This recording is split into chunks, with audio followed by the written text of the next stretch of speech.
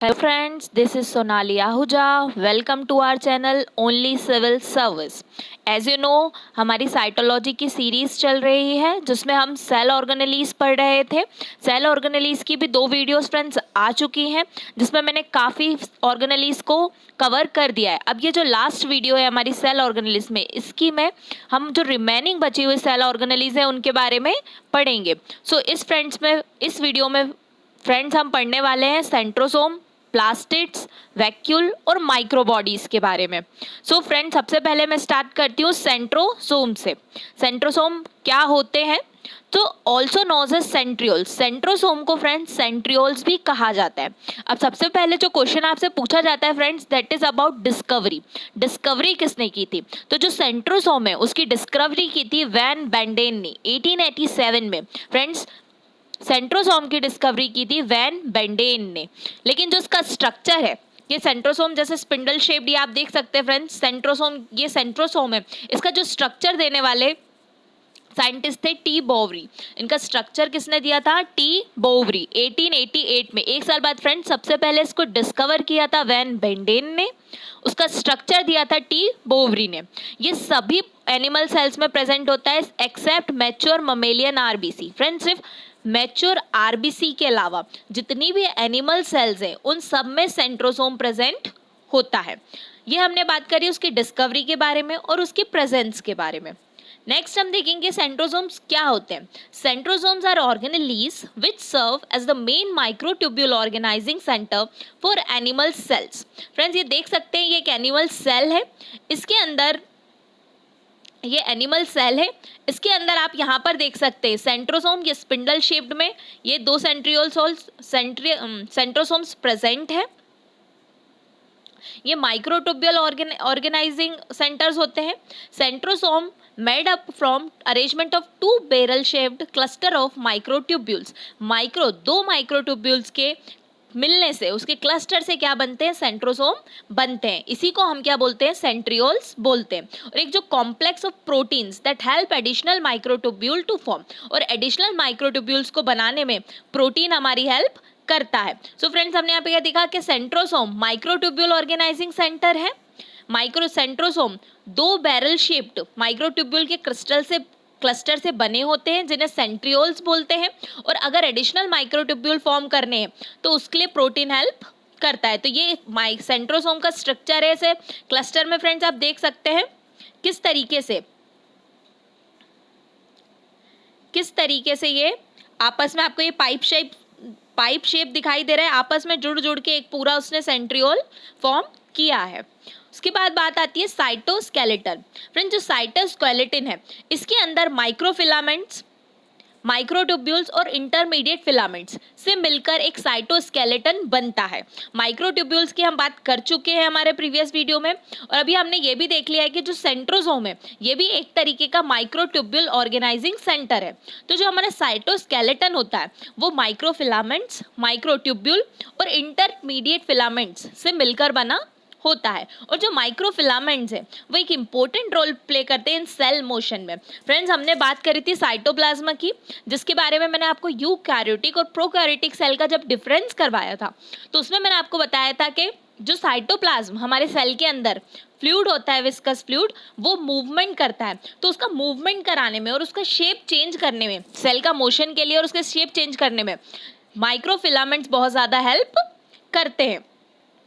उसके बाद हम बात करते हैं साइटोस्केलेटन की डिस्कवरी किसने की थी।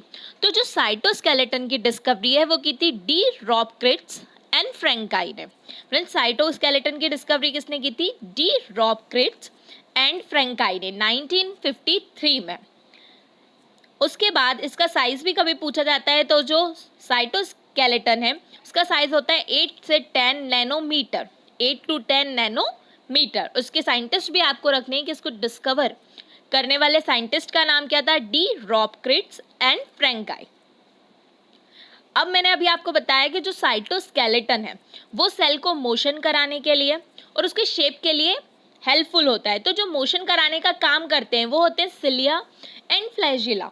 सिलिया और फ्लैजिला स्पेशलाइज्ड सरफेस स्ट्रक्चर्स हैं which help in movement of the cell. ये सेल के मूवमेंट करने के लिए हेल्प करते हैं। तो फ्रेंड्स ये बात तो आप जानते ही होंगे कि सेल्स में जो सिलिया और फ्लैजेला प्रेजेंट होते हैं वो सेल के मूवमेंट करने में उसकी हेल्प करते हैं। लेकिन यहाँ पे डिफरेंस क्या होता है फ्रेंड्स सिलिया और फ्लैजेला के बीच में?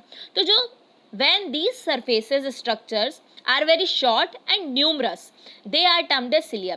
जब ये स्ट्रक्चर फ्रेंड्स बहुत छोटे छोटे होते हैं और कई नंबर्स में होते हैं तब हम इसे सिलिया बोलते हैं। लेकिन जब एक लॉन्गर स्ट्रक्चर प्रेजेंट होता है और कुछ बहुत कम प्रेजेंट होते हैं, फ्यूअर में होते हैं, तब हम इसे क्या बोलते हैं? फ्लैजिला बोलते हैं। ये स्ट्रक्चर हमने फ्लैजिलम स्ट्रक्चर यूकैरियोटिक और प्रोकैरियोटिक के टाइम पढ़ा था कि प्रोकैरियोटिक में 3+2 फ्लैजिला स्ट्रक्चर होता है एंड यूकैरियोटिक में 9+2 फ्लैजिला स्ट्रक्चर होता है। तब भी मैंने आपको शो किया था कि हमारे सेल पे ये ऐसे टेल लाइक स्ट्रक्चर होता है जिसको हम क्या कहते हैं? फ्लैजिला कहते हैं। और जो सिलिया होती हैं वो बहुत शॉर्ट होती हैं इस तरीके से, लेकिन न्यूमरस इन नंबर्स होती हैं, कई सारी नंबर्स में होती हैं। और फ्लैजिला लॉन्गर होते हैं। फ्लैजिला ऐसे टेल लाइक स्ट्रक्चर होते हैं, लॉन्गर स्ट्रक्चर होते हैं, लेकिन ये नंबर्स में कम होते हैं। तो ये डिफरेंस होता है फ्रेंड्स सिलिया एंड फ्लैजिला का। तो यहाँ हमने देखा कि साइटोस्केलेटन क्या है, सेंट्रोसोम्स क्या है, और फिर किस तरीके से इसको सेल को मोशन कराने के लिए जो स्ट्रक्चर हेल्प करता है उसको हम कहते हैं सिलिया एंड फ्लैजिला। अब सेकंड फ्रेंड ऑर्गेनेली की जो मैं बात कर रही हूँ प्लास्टिड। प्लास्टिड आप जानते हैं प्लांट सेल्स में पाए जाते हैं।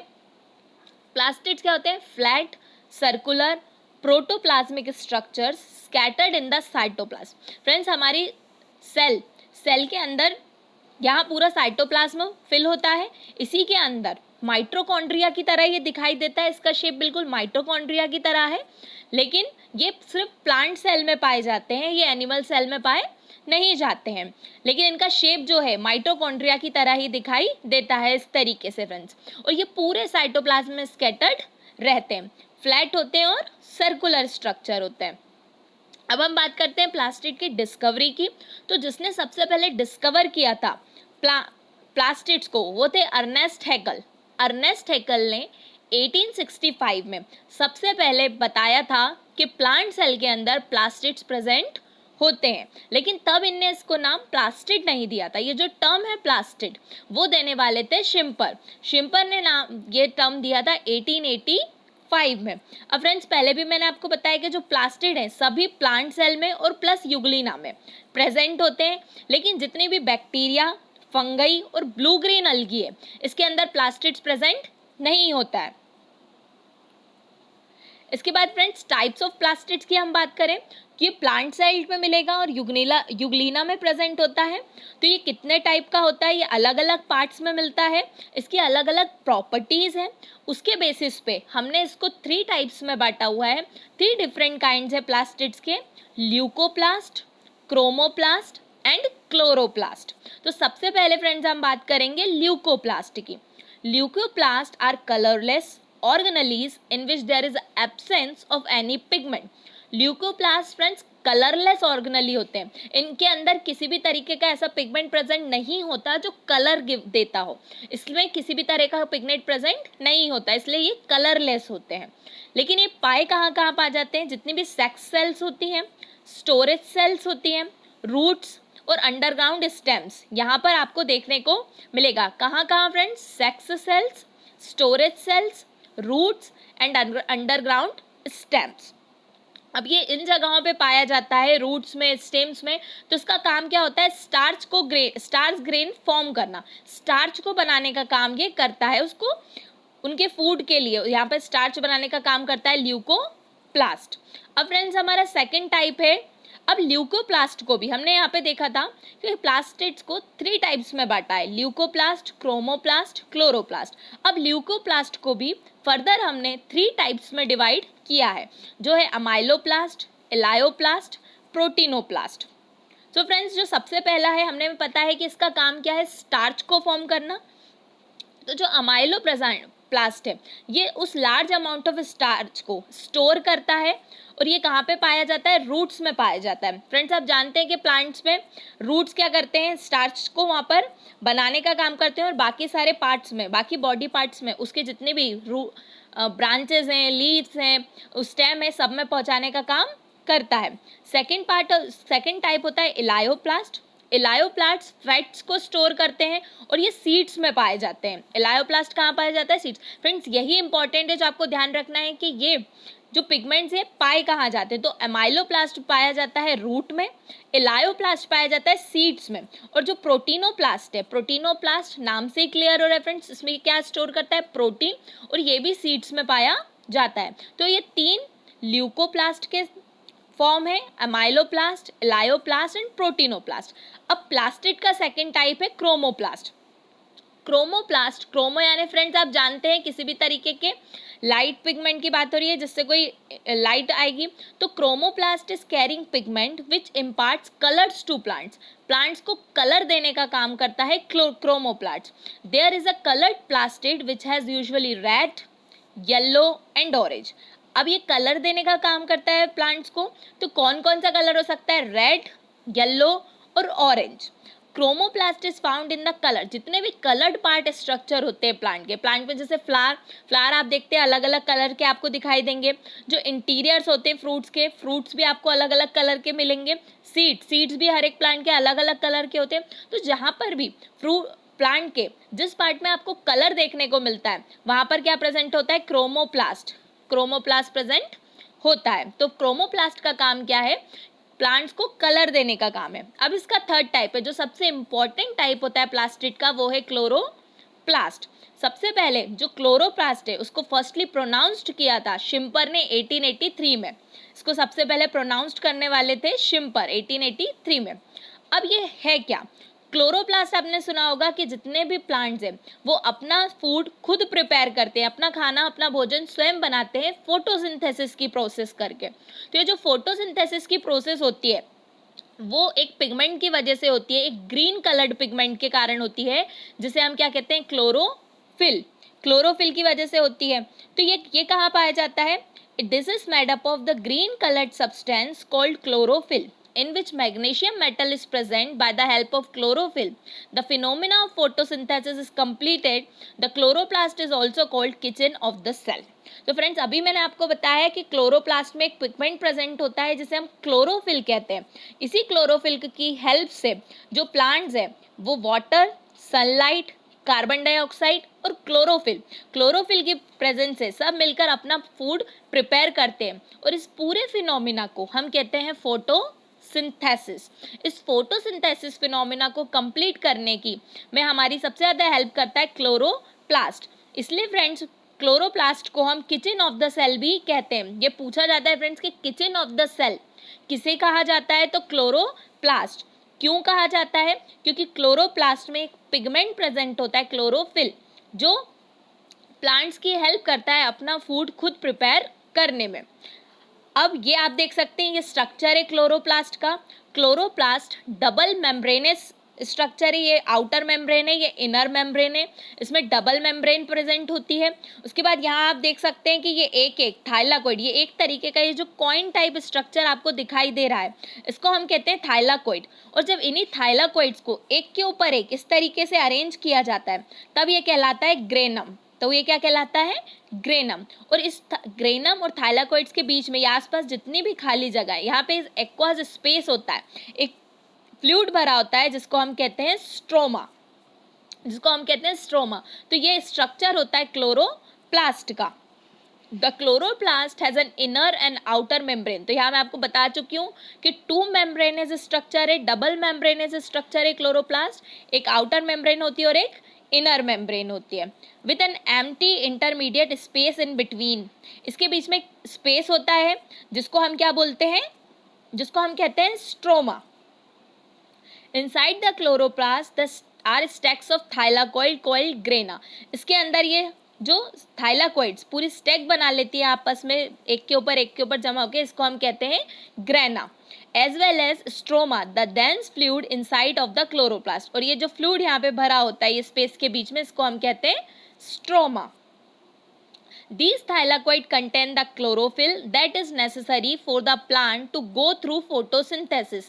यही फ्रेंड्स ये जो थाइलाकोइड है यही क्लोरोफिल पिगमेंट को कंटेन करते हैं, जो फोटोसिंथेसिस की प्रोसेस के लिए बहुत ज़रूरी होता है। सो फ्रेंड्स, ये भी कई बार पूछा जाता है कि जो क्लोरोफिल पिगमेंट है वो कौन से ऑर्गेनेली में प्रेजेंट होता है, तो आप बताएंगे क्लोरोप्लास्ट में, जो हमारी फोटोसिंथेसिस की प्रोसेस के लिए बहुत ज़रूरी होता है। सो ये हमने बात करी प्लास्टिड की। प्लास्टिड 3 टाइप्स के होते हैं, ल्यूकोप्लास्ट, क्रोमोप्लास्ट, क्लोरोप्लास्ट, और ल्यूकोप्लास्ट भी फर्दर 3 टाइप्स के होते हैं, अमाइलोप्लास्ट, एलायोप्लास्ट एंड प्रोटीनोप्लास्ट। अब हमारा नेक्स्ट ऑर्गेनेली है माइक्रोबॉडीज। नेक्स्ट ऑर्गेनेलीज आ रहा है फ्रेंड्स हमारे पास microbodies. Microbodies single membrane bound small cell organelles होते हैं। अभी हमने देखा कई सारी ऑर्गेनेलीज डबल मेम्ब्रेन होती हैं, लेकिन जो माइक्रोबॉडीज हैं वो single membrane bound small cell organelles होती हैं, which take part in oxidation reaction other than those of respiration. Friends, आप जानते हैं रेस्पायरेशन की प्रोसेस में हम O2 इनहेल करते हैं। जब O2 हमारी बॉडी में लंग्स के पास जाती है तो जितने भी न्यूट्रिशन, जो भी खाना, जो भी फूड हम ले रहे हैं, इसमें जो भी फूड हम ले रहे हैं उसको हम सिंपलर सब्सटेंसेस में चेंज करते हैं। जो भी फूड हम ले रहे हैं वो कॉम्प्लेक्स से सिंपल स्ट्रक्चर में चेंज करते हैं। तो सिंपल स्ट्रक्चर में चेंज करने के लिए ऑक्सीडेशन की प्रोसेस होती है। इस ऑक्सीडेशन रिएक्शन को करने में हमारी हेल्प करती है माइक्रोबॉडीज। ये रेस्पायरेशन के टाइम पे होने वाली एक प्रोसेस है, जिससे जो भी बचा हुआ वेस्ट होता है फिर वो बॉडी से एक्सक्रीट आउट हो जाता है। यहाँ पर आप देख सकते हैं ये एक सेल है जिसके अंदर ये माइक्रोबॉडी आपको दिखाई दे रही है। उसके बाद जो माइक्रोबॉडीज है ये भी 2 टाइप्स की होती है। तो इनके 2 टाइप्स है, परऑक्सीसोम एंड ग्लाइऑक्सीसोम। तो जो सबसे फर्स्ट परऑक्सीसोम है, these microbodies have enzymes for peroxide biosynthesis. They occur in most of the animals and plants but are more in photosynthetic cells. क्योंकि फ्रेंड्स आपको पता है कि ऑक्सीडेशन रिएक्शन कराने का काम करते हैं, इनमें एंजाइम्स प्रेजेंट होते हैं, ये सिंथेसिस करवाने का काम करते हैं, इसलिए ज़्यादा से ज़्यादा उन सेल्स में पाए जाते हैं जो फोटोसिंथेटिक सेल्स होती हैं, जो खुद का फूड बनाने का काम करती हैं। लेकिन ये एनिमल सेल्स में भी प्रेजेंट होते हैं।